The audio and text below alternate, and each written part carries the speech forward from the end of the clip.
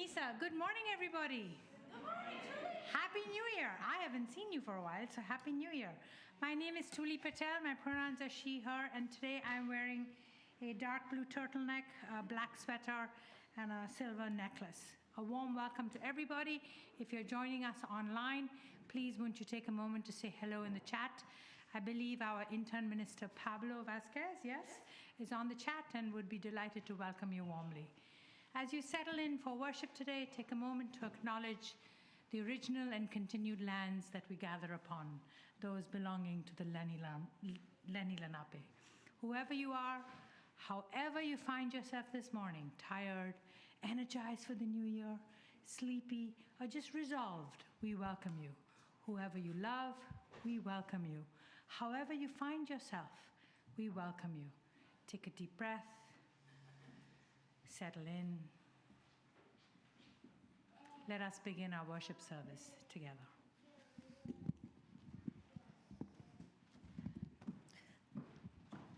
Good morning. My name is Misa Iwama, and I'm the Director of Music Ministry, and I'm here this morning with Joel Bachner and Dennis Mannion, who are going to help us with the music throughout the entire service. And the first piece is hymn number 34, Though I May Speak with Bravest Fire.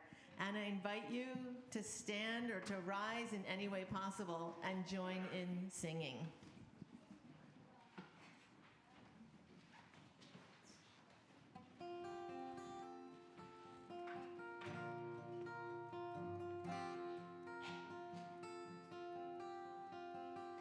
Though I may speak with bravest fire and have the gift to all inspire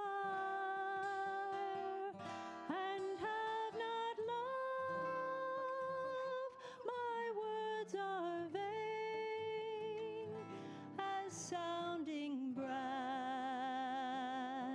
and hopeless gain.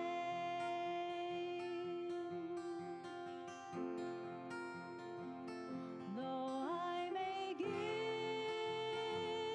all I possess and striving so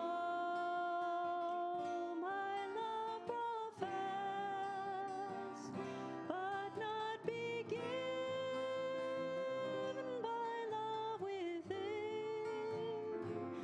the prophet soon turns strangely thin.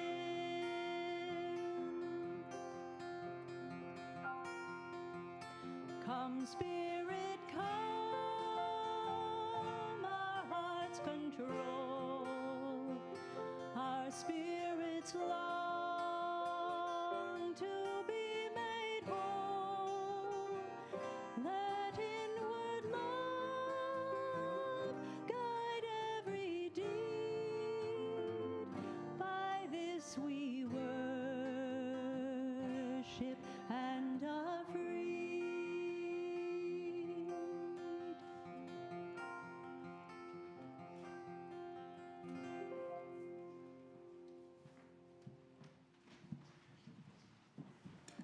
Good morning. I'm Helen Kerr, Worship Associate for this morning. I'm now of average height, white curly hair, probably wearing a reddish-orange jacket mostly. Yeah. And I'm doing your chalice lighting. Once I heard a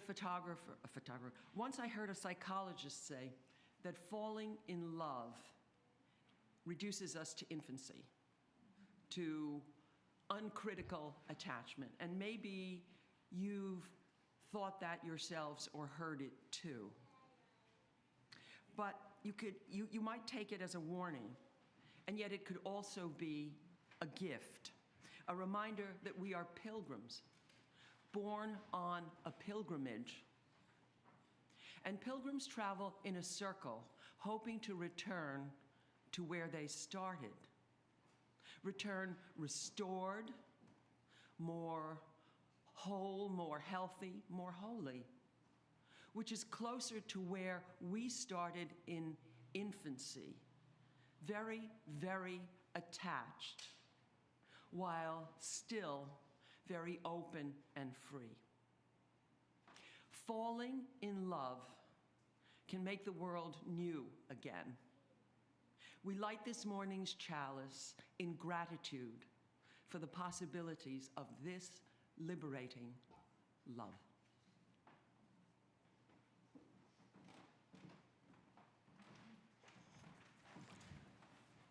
Good morning, beloved.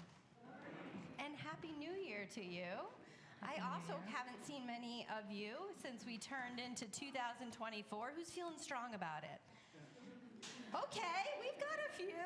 You braved the weather this morning, or if you're joining us online, maybe you've changed out of your pajamas. You've made big decisions this day to start it right. For those who don't know me, I'm Reverend Robin. My pronouns are she, her. I am a shorter, especially with my winter boots on this morning, white woman, middle-aged, with shoulder-length brown hair. It's good to be with you in this new year, and to get the new year started off right, we have a little something ready for us. It is our Wonder Box. And so I am looking for a younger friend who wants to come up and open the Wonder Box this morning with me. I see some no's. It's brave to say a no too. Stanton, do you want to come up?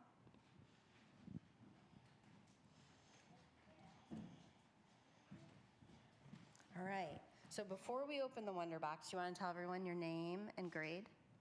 Hi, my name is Stanton. Where are you in school? What level? Go to Marshall School, and I'm in first grade, and I'm in Miss Bunn and Miss Waxman's class. Excellent. You ready to open the Wonder Box with me? Yeah. Okay. It's a big one. Ooh. What do you see? I see about 4 chalices and 1 shell. Shall we take them out? Okay. Here, why don't you take that one and hold it up high. I'll join with this one. Shell chalice. What else do we have in here? Ooh, that one's kind of nice. Let's move that one carefully. Ooh, and that one looks like maybe, what do you think, flower chalice?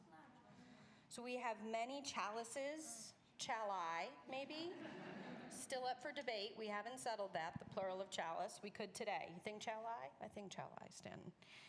So what do we use these for? Lighting candles. That's right. Sometimes you drink from a chalice, but we don't drink from these, right? Right. Right. What goes inside of them? Candles. Candles and some kind of flame. We had one filled with oil in here. Sometimes flame. Sometimes flame. Excellent. And where do we use the chalice? Where have we used it already today? Do you see it somewhere? I see it in here. Right there? Right there. Yeah. Excellent. Well, Stanton, thank you so much. I really appreciate you opening our Wonder Box for the new year. You ready to go back? Ready to go back. Okay. Nicely done, little boy. So has anyone here ever watched a candle burn? I hope so. Like, you're not certain. It's a little early, I know, and it's 2024. But when you've watched a candle burn, what happens? If you have never watched a candle burn, you can watch this one. What's happening? It flickers. It's alive, right? It moves. It dances. It almost seems, there's lots of metaphors for how fire seems as if it's alive. If you're outside and you have a big fire going, it almost looks sometimes like it's dancing in the wind. It changes with every breath of air. Fire is alive. It is born, it grows, and it dies. But there's something special about fire. She blew out the chalice. Our service is over. We're starting 2024 with UU heresy. But even if it goes out, fire can be reborn again and again. People have always known that fire was special. It has power. It can be bright and it can burn. It can create and it can destroy. Fire can be wonderful and fire can be terrible. We have to be careful with fire. And so people thought that fire was something sacred and holy.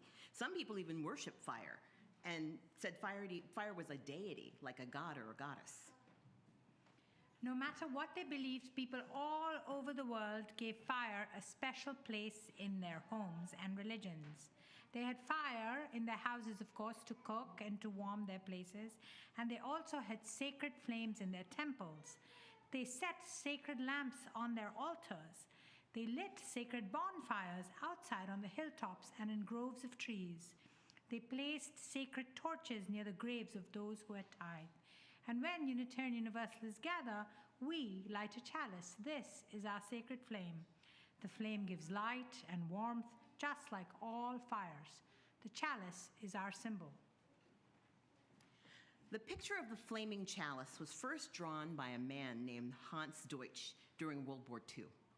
It was a long time ago, and probably when some of our grandparents or even great-grandparents were born. And during the war, Unitarians in the United States formed a committee, because that's what we do as Unitarian Universalists. The service committee traveled to Europe and helped refugees get to safety. The committee needed a symbol to show refugees from many different countries that they were there to help them. And so when refugees saw the picture of the flaming chalice, the trucks on doorways, on trucks, and in places, it didn't matter what language they spoke. They understood that symbol meant help. And Unitarian Universalists started to use that flaming chalice afterwards in worship services after that. As Robin and Stanton reminded us, we don't drink from our chalices. After all, the chalice is a cup, right? But it does give us nourishment, a different kind of nourishment than just quenching our thirst. We use it to hold the flame of our faith. It reminds us of the work of our spiritual ancestors and the present call for justice and compassion. It gives us light so that we can see all the different things in the universe, even the hidden ones, even the ones that are difficult to see. Because for Unitarian Universalists, this is a light of learning and love. The flaming chalice is a symbol of love and learning. It's our symbol, the symbol of Unitarian Universalism. So will you, my friends, help me remember this symbol? Remember Unitarian Universalism even when we don't have a chalice close at hand. You can close your eyes and just imagine the chalice. Help me carry it in our hearts and hands. Will you do so? Yes. Thank you. Here ends our time for all ages.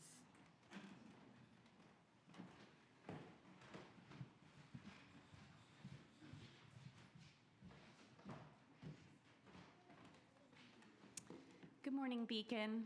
My name is Allison Murphy. My pronouns are she, her. I am a short white woman wearing a red scarf, which means that I am one of, hi, my son is waving to me from the back. I am one of the chaplains here at Beacon. Chaplains extend the spiritual care of our community. And I always like to remind everyone that everyone will need spiritual care at some point in their lives, even the chaplains. One of the rituals of spiritual care is our community candle lighting, more candles. Together we light candles of joy and sorrow and gratitude. This morning we light a candle in honor of Imam Hassan Sharif, who was fatally shot outside his mosque in Newark. Also extended prayers for his community in Masjid Muhammad, for the wider circle of colleagues and community members impacted by this tragedy, and for all Muslim siblings living in great fear at this time.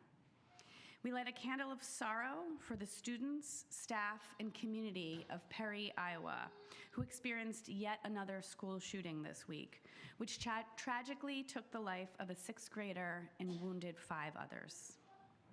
We light a candle of support for all Americans living with anxiety and apprehension about the future of our democratic voting system as we reflect on yesterday's anniversary of the insurrection at the Capitol. We light a candle of joy for those who donned hats and gloves and boots and snow pants yesterday and got the fun of enjoying a snow day in the afternoon. We light a candle of hope and good intentions for all of us resolving to make positive change in our lives and in the world in 2024. We invite those of you at home to light a candle, and those of you here with us today to come forward and light a candle for your own intentions.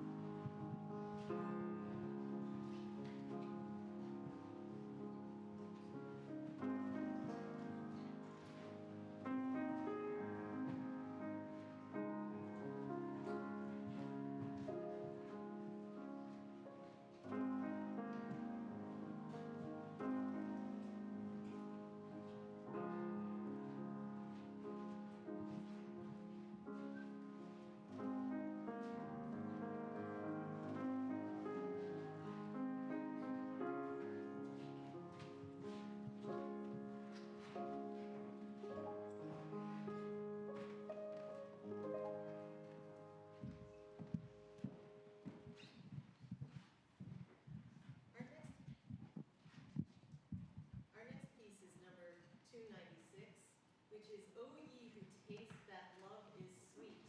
And I think that this one is a bit of a rousing piece. So you might want to rise in any way possible and join in singing. If you look at it, there's a first line in Latin, which I'll sing, and then Joelle and Dennis will help lead us sing as we all do the English parts together.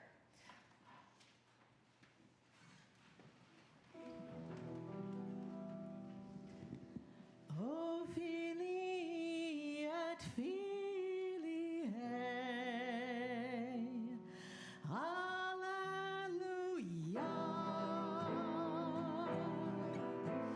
Oh, ye who taste that love is sweet, set waymarks for the doubtful feet that stumble on in search of it.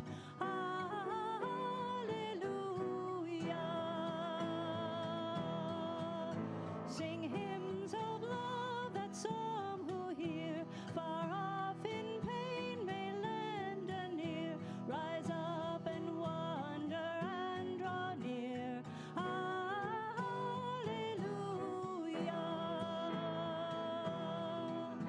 Lead lives of love that others who behold your lives may kindle too with love and cast their lot with you. Hallelujah.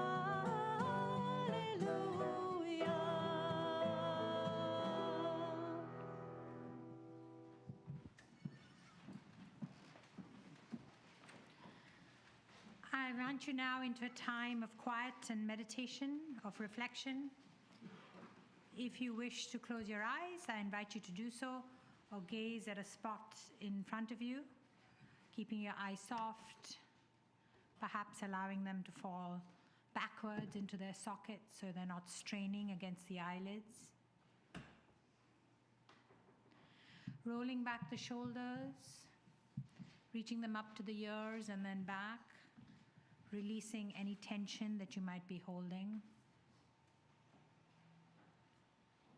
There's a reason we take some time to bring ourselves into a place of rest, so that we may fully begin to develop equanimity.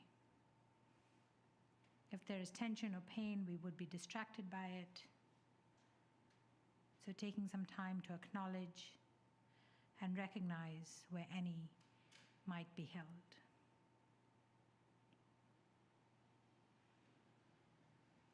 Breathing in, allowing the breath to flow naturally through the nostrils, in and out, without any conscious effort.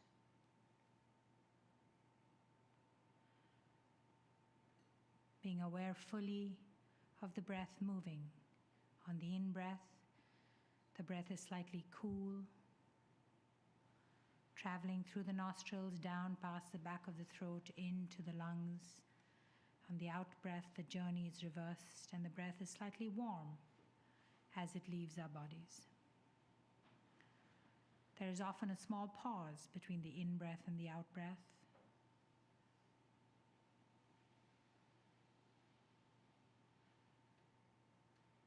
Bringing our attention to our heart space, the space that holds and processes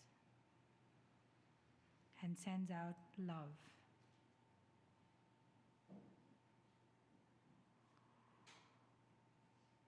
Being present to our heart space, staying in the present moment, letting go of all the thoughts, those lingering in the past or rushing us into the future. This heart space is now. It is here.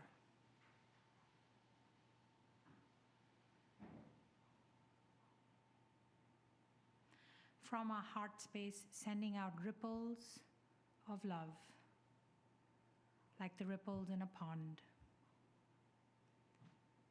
Extending love and compassion first to our family members and loved ones, those whom we meet on a regular basis, whom we talk to every day. May they always rest in their heart space as well, the space of love.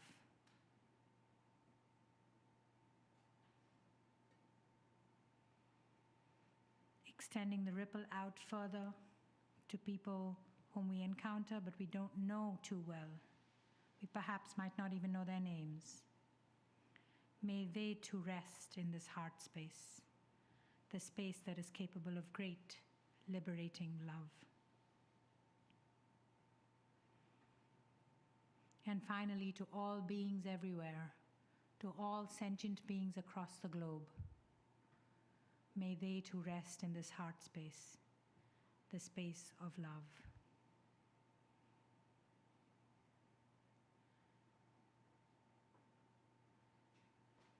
Bringing your attention back to your own heart space.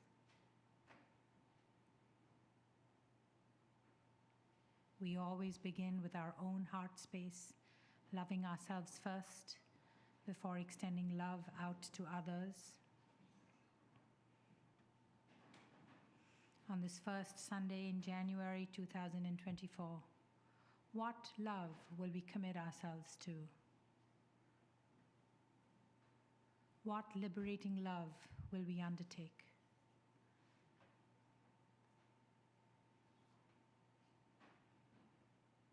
Feel your heart space expanding with this energy of love that can flow out from us, even as it resides within us. It will grant us peace.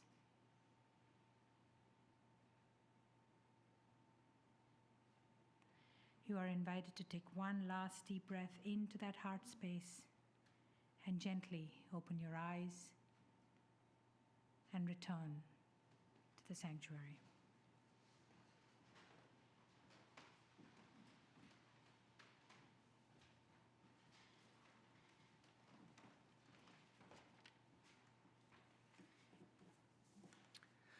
The The reading this morning comes from James Baldwin, his book, Take Me to the Water. I left home, Harlem, in 1942. I returned in 1946 to do with a white photographer one of several unpublished efforts. Had planned to marry, then realized that I couldn't or shouldn't, which comes to the same thing.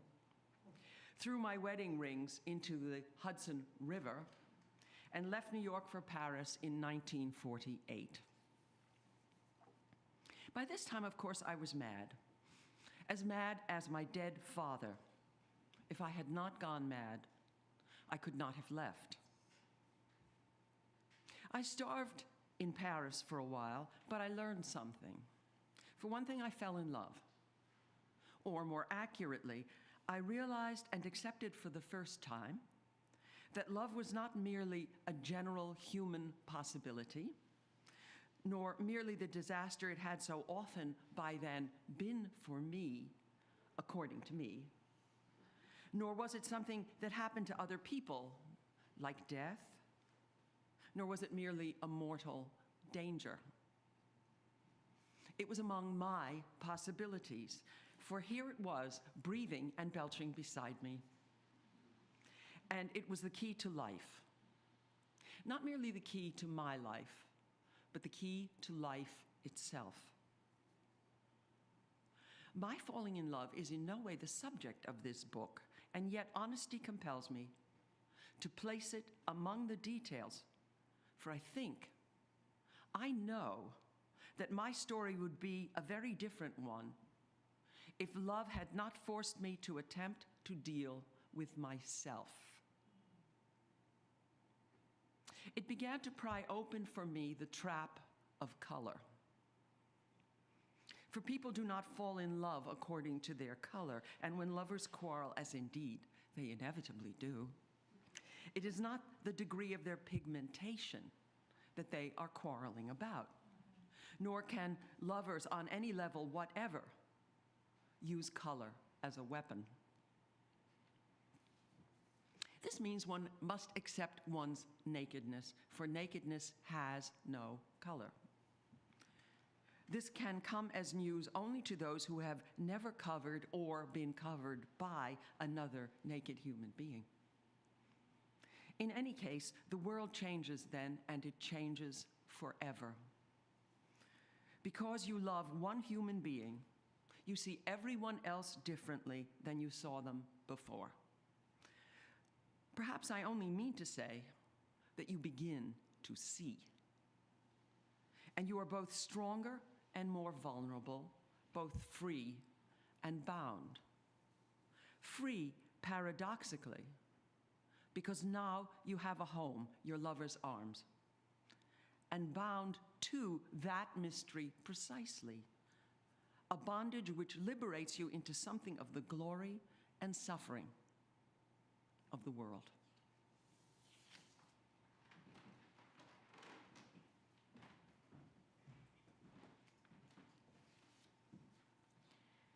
I was recently reminded of the great love that this congregation has, not only for its community and its members, but also in particular for the children and youth.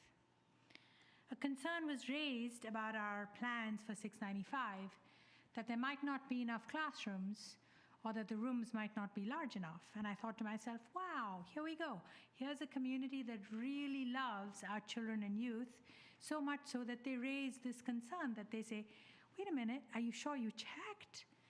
And guess what? We have checked and double-checked and triple-checked, and I'd like to take some time to explain why our plans at 695 are spot on. I dream of a sacred space that gives children and youth gardens, organic play areas, as well as playgrounds, sacred spaces and circles inside and outside, ample room to explore in order to live into this great love that our children and youth can also expand. I don't know how many of you have seen our children hanging off the railings here as you walk in, and on the pole that held the banner. By the way, that pole is just stuck on. It's actually not fully attached. So when a youth hangs onto it, I'm like, don't do that, please don't do that. So this space at 695 allows these kinds of play areas. It also allows the parents and guardians of the children and youth to sit on benches and have community and conversation while watching their children and youth at play. Those of you who are here for this expansion will remember the place up the street where there was a playground that children and youth could gather in. Some of them remember a water slide. Can you imagine? Today we might have been having a very slushy snow day. So a number of classrooms are larger than we have here, so you can accommodate larger numbers of children. And there is one of my favorite features about our plans at 695 is that there is a room on the second floor next to the sound booth. Right now, our tech room is over here where Will sits. Will, would you come out and say hello so people actually know that you actually are there? There's Will. Here we go, Will. So there is a sound room where Will or somebody like Will would be doing the live stream. And next to that is a room for children and their for parents and guardians with their children and infants to sit, just like Erica. Thank you, Erica. Erica and Michael have the twins here in the back, and like sometimes the twins are, the twins and their friends are a little active, as they should be, and I can see the parents' anxiety rising because they want to make sure that everybody can hear over their children's sounds, and guess what? This room would allow that. So that's actually a fifth space if you want to consider it. There are 4 rooms, one for the pre-K room, one for the kindergarten and first graders, one for the second and third graders, and one for the fourth and fifth graders. Those are the 4 rooms that you need in the morning. One of the best things we did was move our 6th grade programming to Sunday nights. It is not developmentally appropriate to wake our 6th graders up early in the morning to bring them to a congregational worship and small groups. So they get to sleep in and they get to come. I see Callum giving me a huge thumbs up. Callum, you prefer attending on Sunday nights, do you not? Yes, he certainly does. So the 6th, 7th graders start coming on Sunday nights, starting with 5th grade Our Whole Lives. So you need a room for 5th grade Our Whole Lives. You need a room for 8th grade Our Whole Lives. You need a room for 9th grade Coming of Age. And you need a room for the 6th, 7th graders. Those are your 4 rooms. Our youth can meet in the Commons. The Commons, what a brilliant idea. Currently, where we have worship is in an end of fellowship hall that is not under here. Why? Because if we were to have worship under here, the sound filters up. So we're limited by what we can do in children's worship. At 695, the Commons area is far enough and away enough and special enough that you can actually have meaningful children's worship in an area that does not disturb the worship in the sanctuary. So our youth group could meet in the Commons and also filter throughout the building. This is not to mention the outdoor space. We've talked about the importance of outdoor space. I want to ask you all, do you really believe it? Do you believe that love can actually expand at that property with outdoor space? It's hard to imagine because we've been here now for 20 years without outdoor space, right? And so it's like, well, we did it here. Yes, but love can expand. Love can grow in a space that has much more outdoor space. I invite you, if you have more concerns, to sign up for what are called CET? Community discussion groups. They are in your email. I know you get a lot of emails from Beacon, but this one is special. So if you have more concerns, please do bring them forward.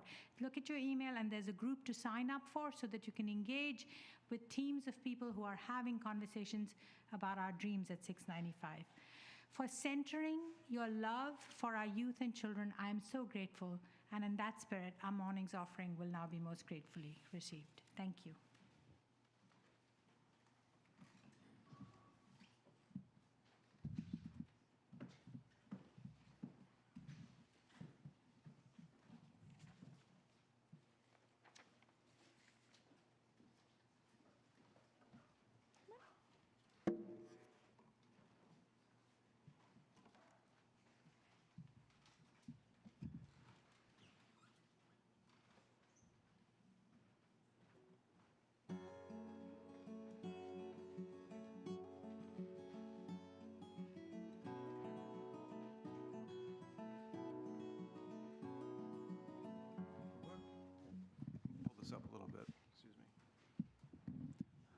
Otherwise, I'm going to be having to see a chiropractor.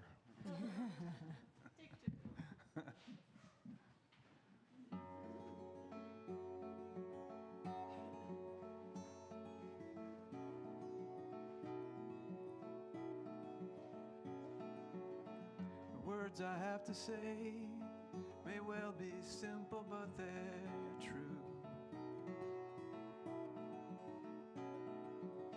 Until you give your love, there's nothing more that we can do.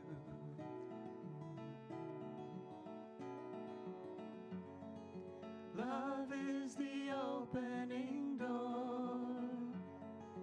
Love is what we came here for. No one could offer you more. Do you know what I mean? Have your eyes really seen?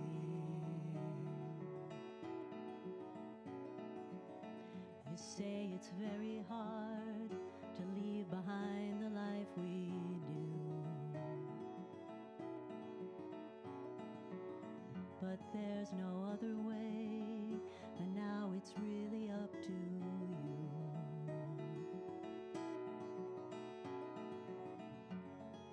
Love is the key we must turn. Truth is the flame we must burn. Freedom the lesson we must learn. Do you know what I mean? Have your eyes really seen?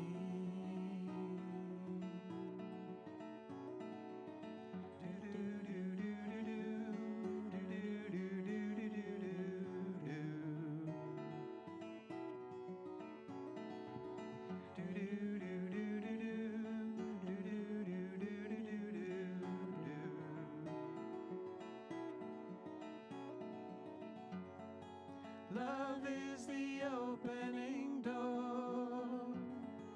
Love is what we came here for.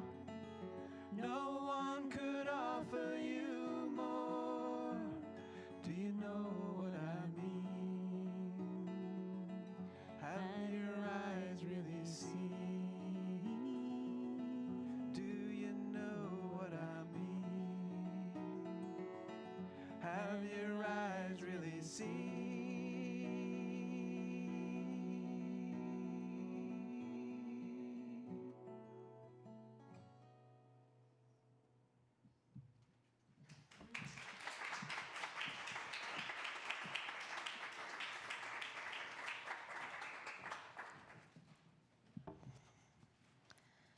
Joelle and Dennis, thank you. Thank you so much. It was beautiful. I want to begin with a name, one whom you've heard recently if you were here for our Poetry Sunday, Dr. Maya Angelou. Just hearing her name might conjure the sound of her voice for you if you've listened to her recite her poems or deliver a lecture. That exquisite voice, the wisdom rippling from her poems. Still I rise. I know why the cage bird sings. So many videos and recordings as well of her teaching from Switzerland to Egypt to here across these United States. It's almost hard to imagine that at 8 years old, Maya Angelou stopped talking. She had been assaulted by a man who was released from jail and upon release was murdered, and she thought that it was her fault for telling the truth of the sexual assault. She thought it was her fault that he was murdered, and so she stopped speaking entirely. She was sent to live with her grandmother. And she said in those days, people called her all kinds of names, idiot and moron. They thought that she was incapable of learning because she was not speaking, that she had nothing to say. But her grandmother, she recalls, would say to her again and again and again, "Sister, I don't care what they say. Mama knows you're not an idiot. Mama knows you're not a moron. Sister, I know when you're good and ready, someday you're going to teach. You're going to teach all over this world." Dr. Angelo says that at the time that her grandmother would offer these affirmations, she thought, "This poor woman has no clue." It would be 5 years before she would speak again. 5 years of her grandmother offering these affirmations again and again, speaking prophecy into the air. Dr. Angelo says that every time that she traveled somewhere to teach, she would first think of her grandmother before she uttered a word. I sometimes wonder if not for her grandmother, would the world have ever come to know Dr. Maya Angelou? She said that her grandmother didn't just love her, not in an ego-driven way. She said ego controls, ego confines. She said this was a liberating love. Those are her exact words, liberating love, which happens to be our theme for this month. Sometimes people ask Anne-Marie and they ask me why we are foster parents. And I know there's a lot underneath that question. Sometimes it's just, how do you fit that into all of the hours of the day, knowing the complexities of doing it? And sometimes people say things to us with the best of intentions that make us a little uncomfortable, like how lucky the children who come into your home must be, when we know it's far from luck that has brought them into our lives. But I know there's a deeper question often underneath. Why are you foster parents? And that one is usually, how do you do it with your heart? Over the years that we have been foster parents, they call us now resource parents. And I've come to believe that among all the resources that we have from our home and particular trainings that we have to partake in as resource parents, from all of the technical solutions to the myriad of complex situations that meet us with each new child, the most important resource, I believe, is the power of love. Now, that may sound like a 90s song ballad to you, and you are right. And in our present world and moment, I'm sure it seems even a little naive and trite, but there is something transformative and challenging about loving children who in many cases will leave your life and are only there for a brief window. We have a little girl with us now. Some of you have met her. For the sake of confidentiality, because we are live streaming, hello world, I will call her A. A came to be with us on a weekend in June of 2022. It was the weekend of Juneteenth, and you might recall in 2022, New Jersey was observing a different day for Juneteenth than the federal government was, and so it created a little bit of confusion where there were multiple days off and a long weekend, particularly for state employees. And so when the caseworker brought her to us, she said, would you be willing to not just take her as an emergency placement, but maybe have her stay with you for a week or two, because it's going to take us a while with the holiday to find a permanent placement. Of course, we said, she can stay with us past the weekend. She's still with us. We've had so many children with us for a countless number of stories. One whose mother was in a custody battle, and while her father had custody of her for the weekend, put her in a car and then went back upstairs to his apartment to get something while leaving the car running. The car was stolen by someone who was intoxicated. and that man was in a small accident. The little girl was only 16 months old, not able to tell anyone her name, and there was no identifying information, not even insurance in the car. And so it took 48 hours to find her mother. I can only imagine how excruciating it was for her. We had a little boy with us for a time named Ryder. He used to play the song Low Rider to calm himself. He was just 4 years old, very tender and sweet. His grandmother was caring for him, and it was hard many days, and every now and then she needed a little bit of respite care, relief care, and so we were that for her. One day, she couldn't get a hold of us, and so she brought the little boy to another resource home without approving it with the Department of Child Protection and Permanency, and this created a whole lot of chaos and confusion that resulted in the police being called to this resource home. We were asked to intercede, and so I walked into a home with the resource parent activated and anxious and trying to explain to me she didn't mean to do anything wrong, and she said yes without knowing, and police officers standing there while the little boy cowered against the cupboards. I remember getting very low and just saying to him, "Should we go home and listen to Low Rider?" "Yes," he said. "Do you want me to carry you?" "Yes." He had a bad hip that caused him pain. It was a long walk to the car into that clear November night sky. We played the song Low Rider on repeat, to which I now know all the words. But with A, it was different. Somewhat like our eldest, Elias. She was somehow more than just tumbling through the house. She has fit in so many ways.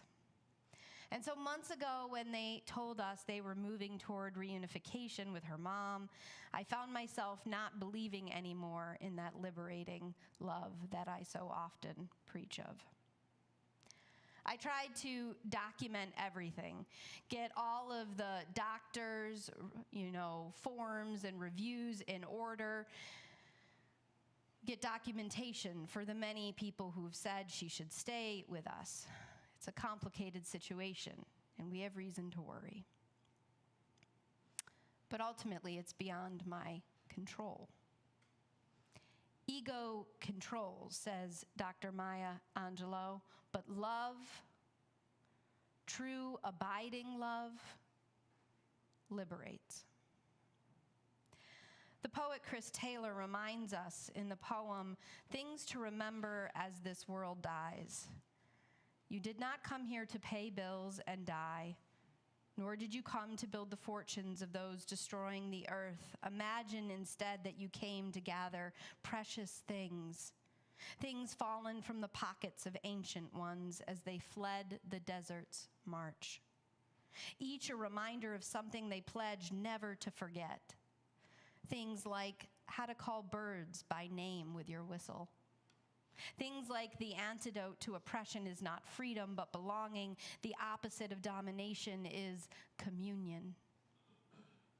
Things like how to make of the earth a common treasury for all beings, how to map the stars, learn the lesson of each constellation, and still know there is more in heaven and earth than any of us were meant to know. So fill your pockets as this world dies, knowing some of it will guide you to the next, and some will fall to the ground in time to be found by those who will bring the world back to life." 2024, beloved, is the year in which Octavia Butler set her dystopian novel, Parable of the Sower. It is the year when a presidential election that we have never quite seen the likes of emerges into our history, just 2 years after an insurrection in our own nation's capital. It is the year when we more fully emerge from the pandemic, or perhaps endure. It is the year when some of us live into the first without a beloved, and when others welcome new life into their circle of beloveds. It is the year when, without ceasing, we surely would burn up and lose the flame of our faith.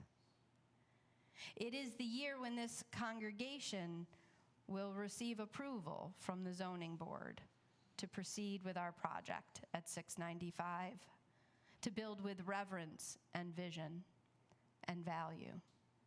It is the year when solar power will smash all prior records on Earth, and when crime will continue to go down as releases from prison go up. It is the year when the Amazon rainforest will be for the first time less threatened than it has in the prior decade. And it appears to be the year when China will be on its way to reduce emissions significantly, drastically. It is also the year for resolutions that are not embedded in self-loathing narratives of 5 less pounds to be lovable, but instead, perhaps, faithful resolutions grounded in a love that James Baldwin says binds us to that mystery, precisely a bondage which liberates you into something of the glory and the suffering of the world. And so I ask us on this precipice of 2024, what in this year will you give your heart to? This past winter, I think my mic is a little hot, Riley. Thanks. This past winter on December 26th, we all went to the Outer Banks in my family in North Carolina. And one of those days, we climbed the dunes near Kitty Hawk, where the Wright brothers had their famous flight. Of course, Charles Page held the patent for flying. We sat on the dunes watching the kids run up and down in the midday sun, making friends with families that were there, flying kites, and who had brought boogie boards to sled down these massive dunes. A was laughing and speaking up a storm to our friends from Charlotte with ease, something that would have been impossible for her to do when she first arrived at our home with only 30 words in her vocabulary. That is when I thought, watching her slide and tumble down the dunes, watching her share a kite with a new friend, love does liberate. Sometimes not in the way that we would plan or control, or certainly in the ways in which our heart would want. But love does liberate. And it can be more than enough for however long it can be given. About a month ago, Kirk and I went to see Neil deGrasse Tyson, and he was explaining how ridiculous the supposed images of aliens are and the bodies that are on display, I think in Mexico, right? Is that right? Have folks seen these? Well, it's a hot topic, just on TikTok, so I hear. Any rate, his point was that it's quite absurd that, these are the images, because he said it's not absurd that aliens exist. That's quite possible in all of the universe. But it's absurd that they would look so much like humans. Because, of course, the materials to source them, the DNA, would be radically different than that which we have on Earth, right? And he was explaining to us how things look so similar on Earth, all things considered. I mean, we think of them as looking drastically different, but really, there's lots of patterns and duplications and similarities. I mean, for goodness sakes, we share like 50% of the DNA of a banana. I know you don't believe me, but you're eating your cousin. It's uncomfortable. But it got me to thinking, beyond aliens from another planet, if we're so interrelated, because there's only so much material available on one planet to make life, then maybe, in a way, it makes it easier to love everything and everyone. All of the elements. To gather the sacred objects of the world and really cherish them as a spiritual discipline. Even loving oneself. As Reverend Kate Landis reminds us, the Dalai Lama says that when we make a mistake, we need to ask, can I love this too? Can I love all of me, even the peevish parts, even the insecure bits, the anxious bits? Because I can love my niece even when she sticks her hand in my cup of coffee, and then she gets mad and hollers at me as if it's my fault. I don't expect her to be perfect. Can I extend that understanding to myself? Can I love my anxiety too? My depression too? My desire to seem like I have all of my shit together even when I'm freaking out? Can I love all of me? If we are that far interconnected, beloved, even with our banana cousin, where can we inhabit that liberating love? And what expansive energy force and transformations could come of that? Not controlling, that's driven by ego, but loving. I watched A in those dunes and I thought of Dr. Angelo. She didn't have her whole life with her grandmother. She had a matter of years, some of the worst years of her life, in fact. And I thought of her words echoing, "You're going to teach someday, sister, when you're good and ready." We all have someone or something that we could love better in the year of 2024. Maybe it's yourself. Maybe it's a beloved or the earth herself. Maybe it's a commitment. And yes, that kind of leaning into total love to liberate does bind you to the beauty and the brokenness of the world. But it also frees energy into the world that we can't even imagine. It makes of our finite lives infinite transformation. What will you give your heart to this year? For those of you here in person, I am asking you to take those little pieces of tissue paper, they're called wish paper, and to write your love commitment on them. And we are going to send this out into the universe after our service outside, because we did a test run lighting these on fire, and I almost caught on fire. So we're not going to do that. We're going to do it outside. And we're going to send it up metaphorically and literally with the flame of our chalice. And for those who are online, I invite you to write it on a piece of paper and perhaps tear it in an intentional way to release. Make this year like someone who is committed to going to the gym to strengthen muscles and build health, to build community, to magnify love here in Beacon. Strengthen the muscle of the mind and the heart, the very soul of loving. 2024, the year of resolving to love. 2024, the year of casting away slight self-loathings and jealousies, of tenderly releasing the anxieties and unapologetically giving your heart away. To the smallest green tendril, to the gods of our lives, grandmothers and elders, and children who speak prophecy. 2024, the year when we love one another into liberation. Happy New Year, beloved. Our closing song of the day is number 131, Love Will Guide Us. And if you look at the words of the second verse, they end with, "You can change the world with your love."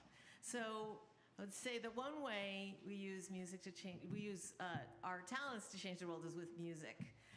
There is an afternoon music concert in 2 weeks. That's January 21st. It's with Maria and Konstantin Kitsopoulos, who grew up in Summit. And Maria is a cellist of the New York Philharmonic. I'm going to sing, and it's going to be music of Brahms and Rachmaninoff, some of the greatest hits. You'll be able to hear a world-class cellist and pianist play. I want to say thank you, Joelle. Thank you, Dennis, for leading the music with me today. It's such a pleasure. So I invite you to stand in any way possible and join in singing "Love Will Guide Us." Dennis. 1, 2, 3, 4.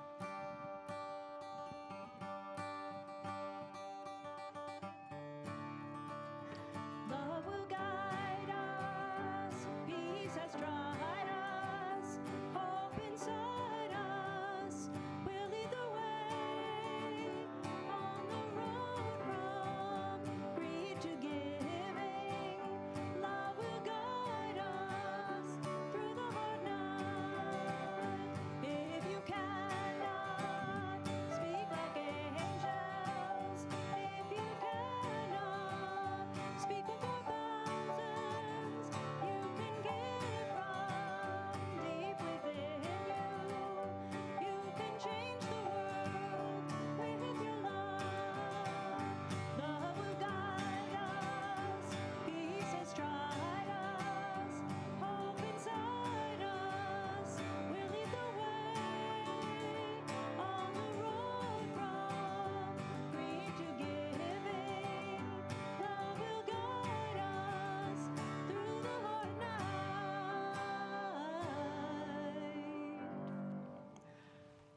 I invite you to take hands for our closing benediction.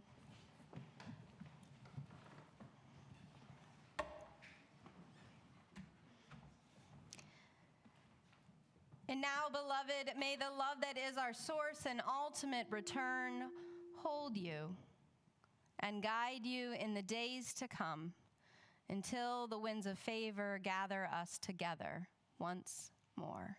Blessed may you be and all whom you meet. Amen.